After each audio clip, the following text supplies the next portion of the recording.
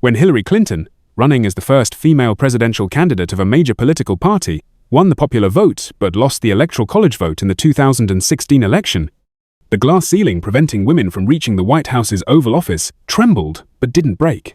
Kamala Harris, the first woman to be U.S.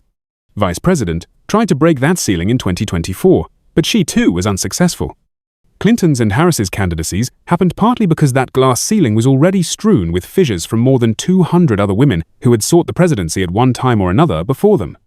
The first woman to actively pursue the country's highest office was Victoria Woodhull, stockbroker, newspaper publisher, and champion of social reform who ran for the presidency in 1872, some 50 years before women throughout the United States had achieved the right to vote. Woodhull was an outsider candidate in more than a few ways. Not only was she a female candidate at a time when women could not vote, but also, at age 31, when she wrote to the Herald, she was 4 years too young to serve as president, according to the requirements of the U.S. Constitution. Moreover, while she was supported by some of her fellow suffragettes, the mainstream, mostly middle-class advocates of women's suffrage, notably Susan B. Anthony and Elizabeth Cady Stanton, carefully distanced themselves from Woodhull, whom they considered an eccentric at best. At worst, they saw her as an uncouth libertine loony whose advocacy of free love and interest in spiritualism could damage their movement. But if free love connoted loose morals to many people, for Woodhull it meant the freedom to love and marry the person one chose and the right to divorce.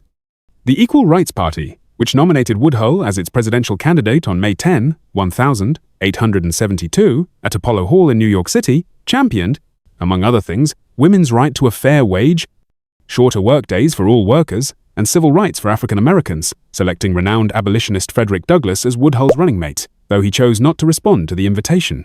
Ultimately, however, it was Woodhull's statements about free love that were glommed onto by newspapers, undermining her candidacy.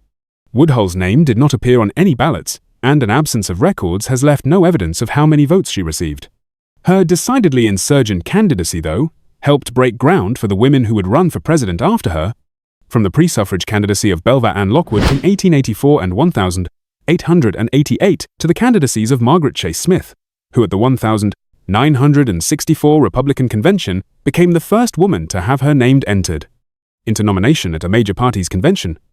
Shirley Chisholm, who in 1972 became the first African-American woman to run for the nomination of a major political party as its candidate for president, and Pat Schroeder, who briefly pursued the 1988 Democratic nomination.